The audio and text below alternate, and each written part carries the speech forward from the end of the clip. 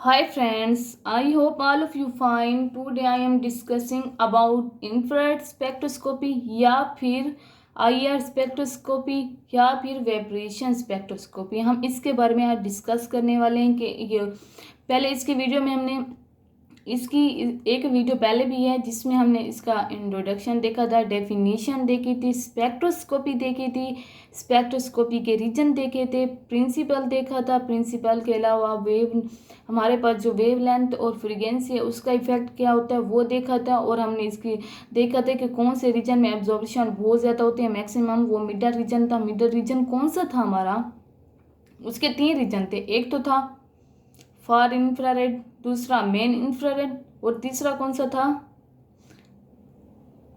Near infrared reason. जो हमारे पास कौन सा, हमारे पास जो मेन इंफ्रारेड रीजन है वहाँ पर एब्जॉर्प्शन मैक्सिमम होती है, क्योंकि वहाँ पर जो हमारे ऑर्गेनिक कंपाउंड है वो बहुत ज़्यादा एब्जॉर्प्शन शो करते हैं, जिसकी वजह से उसकी इम्पोर्टेंट क्या है, बहुत ज़्यादा है। तो हम यहाँ देखते हैं उसका प्रिंसिपल के प्रिंसिपल क्या है। अब देखते हैं कि हमारा प्रिंसिपल क्या कह रहे हैं। When a dipole absorb a radiation of suitable wave number it get excited. मतलब ये कि हमारे पास जो रेड इंफ्रारेड स्पेक्ट्रोस्कोपी है वो किसके बारे में स्टडी करते हैं, उन मॉलिक्यूल के जिनकी कुछ ना कुछ डाइपोल मोमेंट होती है। हमारे पास मॉलिक्यूल के अंदर जो एटम होते हैं उनके अंदर जो बॉन्ड होते हैं वो 2 तरह के होते हैं, एक तो नॉन पोलर, एक पोलर। जो नॉन पोलर होते हैं उनकी डाइपोल मोमेंट नहीं होती और वो इनएक्टिव होते हैं, जबकि हमारे पास जो पोलर होते हैं उनकी डाइपोल मोमेंट होती है और वो क्या होते हैं, वो एक्टिव होते हैं। मतलब ये कि वो स्पेक्ट्रोस्कोप है, हम उसको स्टडी कर सकते हैं। तो वो यही कह रहे हैं कि जिनके जो मॉलिक्यूल हैं जो डाइपोल मोमेंट है वो कुछ क्या करते हैं, रेडिएशन एब्जॉर्ब करते हैं और फिर क्या करते हैं, गेट एक्साइटेड, मतलब lower energy state to higher energy state excite कर देते हैं। और ये मतलब ये कि हम यूँ ले लेते हैं, जब हम किसी सोर्स पे रेडिएशन डालते हैं तो क्या होता है, उनकी एनर्जी बढ़ जाती है। उनके अंदर जो मॉलिक्यूल के अंदर जो एटम्स होते हैं उनकी जो एनर्जी होती है, उनके दरमियान जो इलेक्ट्रॉन की एनर्जी होती है वो एक्साइट हो जाती है और their de excitation is recorded. मतलब वो एक मतलब एक्साइट हो जाते हैं, वो फिर क्या करते हैं, डी एक्साइटेशन शो करते हैं, मतलब वापस अपने फिर ग्राउंड स्टेट के स्टेट में आते हैं। तो हम उसकी जो स्टडी होती है वो हम स्पेक्ट्रा में देखते हैं। और स्पेक्ट्रा में कौन सी हमारे हम जो देखते हैं वो जो स्पेक्ट्रम होता है वो ट्रांसमिटेंस और वेव नंबर, मतलब जो हमारे पास वाई एक्सिस पर होगा वो क्या होगा, परसेंटेज होगी ट्रांसमिटेंट की, और जो हमारे पास एक्स एक्सिस पर होगा वो क्या होगी, वेव नंबर होगा। अब हम देखते हैं इसके दरमियान जो एक्साइटेशन होती है वो किस तरह से होती है। अब हम इसमें देख रहे हैं इसकी एक्साइटेशन क्या हो रही है। मतलब ये कि आप कोई सोर्स या रेडिएशन किसी भी मैटर पर जब पड़ा है, मतलब उसके ऊपर आया है, तो क्या उसके अंदर जो मॉलिक्यूल थे, मॉलिक्यूल के अंदर जो एटम्स थे, एटम्स के अंदर जो इलेक्ट्रॉन थे, उन्होंने क्या किया, एक्साइटेशन शो की। अब देखिए हमारे पास जो ये वाले, हमारे पास ये लोअर ग्राउंड स्टेट है, ये हमारे पास एक्साइटेड स्टेट है, और ये हमारे पास एनर्जी ग्राफ है। मतलब यहाँ हमारे ग्राउंड स्टेट पे जो एनर्जी होगी वो कितनी होगी, वो 0 होगी, E0। और जब हमारे एक्साइटेड स्टेट पे E1 कुछ ना कुछ एनर्जी होगी। और हम देखते हैं, और यहाँ मैक्सिमम एनर्जी होती है, मैक्सिमम एनर्जी। अब देख लेते हैं कि इनकी वाइब्रेशन देखें। हमारे पास जो ये बैंड है ये क्या है, वाइब्रेशन लेवल को शो कर रहे हैं। और जो ये एरो है ये इलेक्ट्रॉन की ट्रांजिशन को शो करे, मतलब कि जब भी ये रेडिएशन फॉल हुई जो इलेक्ट्रॉन थे वो ऑक्साइड मतलब ऑक्साइड करके एक्साइटेड फॉर्म से फिर डी एक्साइटेड फॉर्म में होंगे, तो वो एनर्जी रिलीज होंगे उसके फॉर्म में। जो बैंड होंगे वो कुछ स्पेक्ट्रम पर जो बैंड बनेंगे हम उससे स्टडी करेंगे इस मॉलिक्यूल के वाइब्रेशन कितने, वो वाइब्रेट करेंगे, वाइब्रेशन की फॉर्म में वो अपनी एनर्जी रिलीज करेंगे। मतलब ये कि हमने जब इलेक्ट्रॉन दिया तो उनके मॉलिक्यूल की एनर्जी बढ़ गई, जब एनर्जी बढ़ी तो उन्होंने वाइब्रेशन शो की, वाइब्रेशन शो करने के बाद क्या किया, अब वो वाइब्रेशन फॉर्म में अपनी एनर्जी को रिलीज कर रहे हैं वापस। आप उसका स्पेक्ट्रम देखते हैं कि मॉलिक्यूल के ऊपर जब रेडिएशन पड़ी तो रेडिएशन फॉर्म में क्या हुआ था, एक्साइटेशन हुई थी। एक्साइटेशन के बाद क्या हुआ था, हमारे पास जो वेपरेशन हुई थी, वेपरेशन फॉर्म में हमारे पास जो बैंड बना था वो बैंड ये देखिए हमारे पास, ये हमारे पास एक्स एक्सिस है और ये हमारे पास क्या है, वाई एक्सिस है। अब ये जो एक्स एक्सिस पे हमने क्या लिया, वेव नंबर को लिया, और जो वाई एक्सिस है वहाँ ट्रांसमिटेड लिया। लेकिन हम यूवी में अगर देखें तो यहाँ पर क्या लेते हैं, वेव लेंथ लेते हैं, यहाँ एब्जॉर्प्शन लेते हैं, परसेंटेज एब्जॉर्प्शन लेते हैं। अब यहाँ देखते हैं हमारे पास दो ग्रुप्स मतलब रीजन्स हैं, एक तो फंक्शनल ग्रुप रीजन है और फिंगरप्रिंट्स रीजन है। और ये हमारे पास जो इसकी रेंज है वो 400 सेंटीमीटर पर सेंटीमीटर से लेकर 4000 पर सेंटीमीटर तक है। अब देखिए जब भी किसी मॉलिक्यूल पर रेडिएशन पड़ी तो रेडिएशन के फॉर्म में उसने एक्साइटेशन मतलब वाइब्रेशन शो की, वाइब्रेशन शो करने के नतीजे में बैंड बना। अब जो बैंड होगा वो मुख्तलिफ, देखिए अब फिंगरप्रिंट्स रीजन में आएगा तो हम यहाँ पर वो क्या करेगा, बैंड शो करेगा, तो हम कहेंगे इसके अंदर वाइब्रेशन है। ये कुछ मॉलिक्यूल के अंदर हर जो मॉलिक्यूल है उसके एक ख़ास किस्म के वाइब्रेशन होते हैं, और ख़ास किस्म जो ख़ास किस्म की वाइब्रेशन होती है तो हम उसे क्या करते हैं, उसे अंदाज़ा लगाते हैं कि हाँ ये जो वाइब्रेशन है ये इस कंपाउंड के, तो ये इसके अंदर जो सैंपल के अंदर जो कंपाउंड है वो कौन सा है, वो वही हमारे जो कंपाउंड है जिसकी ये वाइब्रेशन है।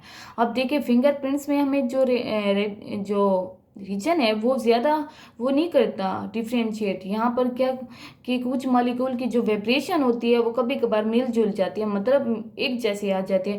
तो अब यहाँ हम सही तरीके से ये नहीं पता लगा सकते इनके पास कौन सा फंक्शनल ग्रुप है या कोई कौन सा कंपाउंड है, सही तरीके से पता नहीं चलता। फिर हम क्या यूज़ करते हैं, फंक्शनल ग्रुप रीजन। यहाँ पर जो रेडिएशन होती हैं या जो इसमें जो बैंड बनते हैं वो क्लियरली बताते हैं कि ये इस फंक्शनल ग्रुप का है। देखें हमारे पास जो फिंगरप्रिंट्स रीजन है वो किस तरह से है, यहाँ पर देखें मिसाल है हमारे बहन भाई हैं। अब हमारे बहन भाई की जो फिंगरप्रिंट्स होंगी वो कोई ना कोई एक फिंगर, कभी आपकी किसी बहन की आपकी इस फिंगर के साथ मैच होगी और कभी किसी और भाई की आपके साथ मैच हो जाएगी। ये ऐसे यहाँ पर जैसे इस रीजन में भी बिल्कुल ऐसा होता है कि एक कंपाउंड की जो हमारे पास क्या रेडिएशन या जो स्पेक्ट्रम होता है वो दूसरे के साथ मैच कर जाता है कभी कभार। और यहाँ पर जो होता है ऐसा कुछ नहीं होता। देखिए शक्लें बिल्कुल डिफरेंट होते हैं जगह बहन भाई के। अब उसकी शक्ल के बेस पर ये क्या करता है, हमें डिटरमाइन कर देता है कि हमारे पास जो फंक्शन ग्रुप है वो कौन सा, और इसके अंदर कौन सा फंक्शन ग्रुप है, और उसकी जो हमारे पास वेव नंबर है वो कितना है, और इसकी स्पेक्ट्रम यहाँ ड्रा होता है। देखिए हम इसका फर्ज करें एक स्पेक्ट्रम होता है, सबसे पहले जो फंक्शन ग्रुप में हाईएस्ट जो स्पेक्ट्रम बना वो OH का बना। क्यों OH का क्यों बनता है, क्योंकि जो OH का जो हाईएस्ट स्पेक्ट्रम यूं बना क्योंकि जो OH है इसका साइज क्या है, बहुत ही कम है, स्मॉल साइज है। स्मॉल साइज होने की वजह से क्या है, जो इनके दरमियान बॉन्ड है वो क्या है, स्ट्रॉन्ग है बॉन्ड, मतलब स्मॉल साइज स्ट्रॉन्ग बॉन्ड। और स्ट्रॉन्ग बॉन्ड क्या मतलब वो ज़्यादा वाइब्रेशन शो करते हैं जिसकी वजह से ये फंक्शनल ग्रुप क्या करते हैं, उसकी डिटर्मिनेशन निकाल लेते हैं। अब देखें अब OH के हमने कहाँ निकाली थी। अब कुछ फंक्शन ग्रुप हैं जिनके हम रीजन देखते हैं कि हमारे पास जो ये थे 3400 टू 3600 तक जो ये वेव लेंथ होती है कहाँ शो होती है, इस रीजन में। और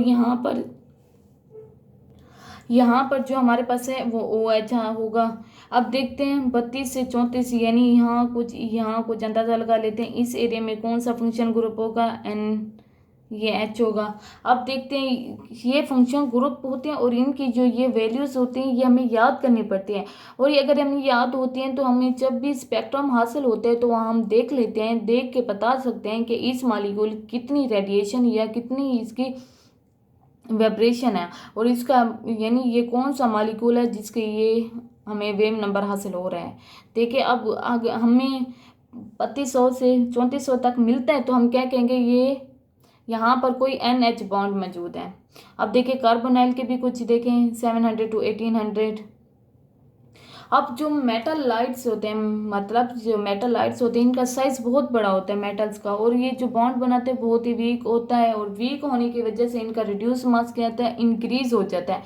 रिड्यूस मास जब इंक्रीज होता है जब रिड्यूस मास इंक्रीज होता है तो उनके जो बॉन्ड स्ट्रेंथ होती है वो क्या होती है, वो डिक्रीज होती है। बॉन्ड स्ट्रेंथ डिक्रीज होने की वजह से और ये क्या करते हैं, इनकी वेवलेंथ क्या होती है, कम होती है और रेडिएशन कम एब्जॉर्ब करते हैं। इनके जो स्पेक्ट्रम होता है वो यहाँ पर कुछ बनता है इस एरिया में, मतलब इन्होंने कुछ कम रेडिएशन। और हमने ये भी मैंने आपको बताना चाहती हूँ कि जो रेडिएशन फॉल होते हैं हर मॉलिक्यूल अपने हिसाब से जो जितना जाता है उसका जितना दिल जाता है वो उतना लेता है, वो अपनी ज़रूरत से कभी ज़्यादा नहीं लेता। जैसे जितना पेट वो उतना खाना खा लेता है। अब देखें, अब इसका जो पेट है वो बहुत बड़ा है, इसका बॉन्ड स्ट्रॉन्ग है, वो बहुत ज़्यादा रेडिएशन को अब्जॉर्ब करेगा और इसका जो स्पेक्ट्रम बनेगा वो कुछ यहाँ बनेगा। और जब हम देखते हैं NH के, इसका उससे भी कम हो रहा है। और यहाँ पर जब हम मेटालाइट को देखते हैं तो इसका तो स्पेक्ट्रम बिल्कुल ही कम है, मतलब कम रीजन में है। मतलब ये कि इनका साइज बड़ा है और इनके दरमियान जो बॉन्ड है वो वीक है। वीक होने की वजह से कम रेडिएशन एब्जॉर्ब कर रहा है, और रेडिएशन कम एब्जॉर्ब कर रहा है तो क्या बैंड बना रहा है। अब इसके हम कंस्ट्रक्शन और वर्क देखते हैं कि किस तरह से हमारे पास जो स्पेक्ट्रोमीटर है वो किस तरह से बना हुआ है।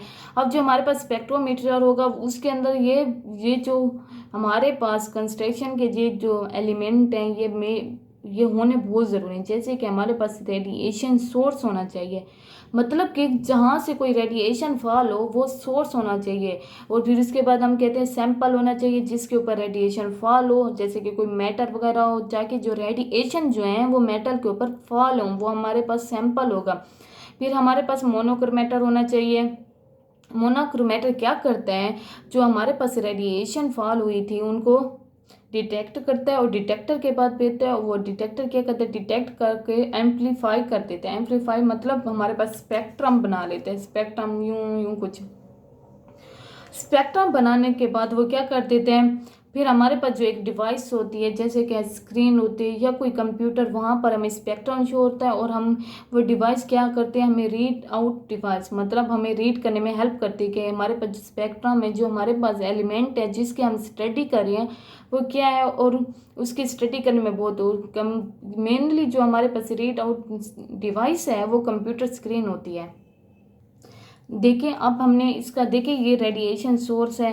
रेडिएशन सोर्स यहाँ हमने क्या यूज़ किया है, हमारे पास नॉर्थ फिलामेंट, मतलब ये कि ये कौन से होते हैं, जिंक हो सकता है, जिरकोनियम हो सकता है, थोरियम हो सकता है, फिर इसके हम ऑक्साइड्स हो सकते हैं। मतलब ये कि जो ये रेडिएशन सोर्स है हम इससे ये सब मिल के क्या बनते हैं, रेडिएशन सोर्स बनाते हैं। और जो रेडिएशन सोर्स होते हैं वो यहाँ पर रोटेटरी मीटर पर फॉल होता है, और ये फॉल होने के बाद यहाँ रिफ्लेक्ट होकर फिर ये हमारे सैंपल पर फॉल होता है।